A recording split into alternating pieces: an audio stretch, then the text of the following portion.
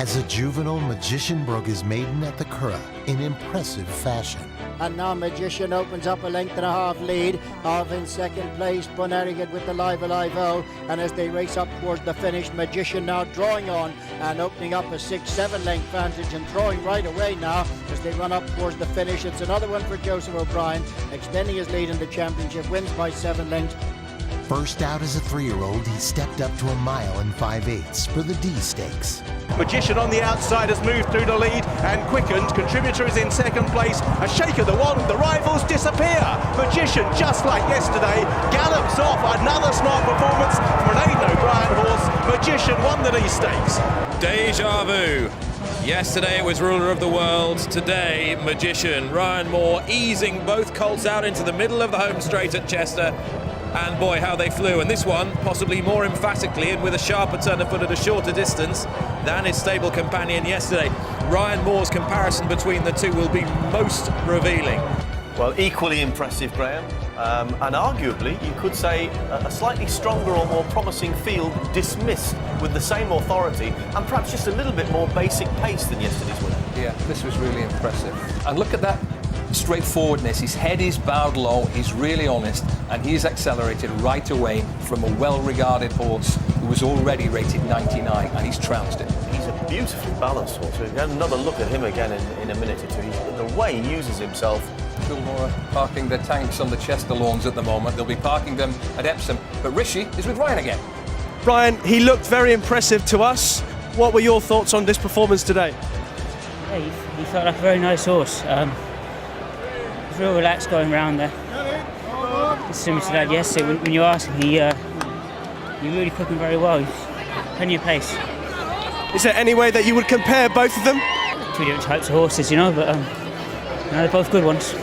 Well, read between the lines, if you will.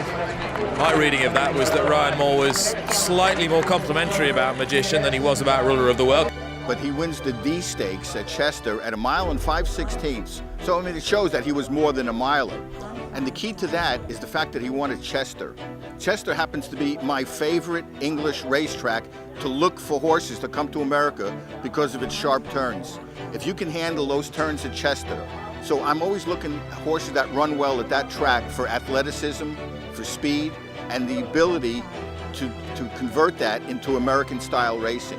While Ruler of the World went on to win the Epsom Derby, Magician dropped back to 1 mile for the Irish 2000 Guineas and ran out an emphatic winner. It's Magician who comes through to take it up now from Trading Leather, and then Gale Force 10 and First Cornerstone as they race inside the final furlong. It's Magician and Joseph O'Brien out in front. Gale Force 10 running on well. Trading Leather is next up to the line. It's Magician who's going to win it. Magician, a 9th Irish Guineas for Aidan O'Brien. Another superb ride from Joseph, and a very confident one as well. I mean, he won like a really good horse. Yeah, Joe said he felt real good. Yeah, he went a strong gallop. From halfway he let him stride on, and he said he went to the line real strong, you know, so he's a very exciting horse to race, yeah. Real classic looking fella as well, and nothing seems to faze him. No, beautiful horse, lovely head and big ears and great behind on him, you know. He's built like a real miler, but like obviously he stays further than a mile. A freak accident saw him miss much of the season, but Magician again showed his class and devastating turn of foot off a nearly 5-month layoff in the Breeders' Cup Turf. Magician is trying to come late. It's the Fugue in front, close to home. On the far outside, Magician with a late bid, and Magician runs down the Fugue. The Fugue looked good in mid-stretch, but it took some magic to beat her. Magician and Ryan Moore did it. For an inexperienced horse to come around here, he's only been here a couple of days, and you know he showed he has an awful lot of class. What an achievement to get a horse to win the Breeders' Cup Turf, going 12 furlongs off a 5-month layoff. But of course, you have to have a willing accomplice, and O'Brien did in Magician. The Magician ran tremendous in the Breeders' Cup Turf. He came from way out of it. I mean, way out of it. And he inhaled the Fugue in the late stages of that race. Absolutely inhaled her, and we all know how good she is. Just a remarkable performance off a 5-month layoff to win a race like that. Magic indeed. The Fugue had a very nice trip, got the jump on Magician.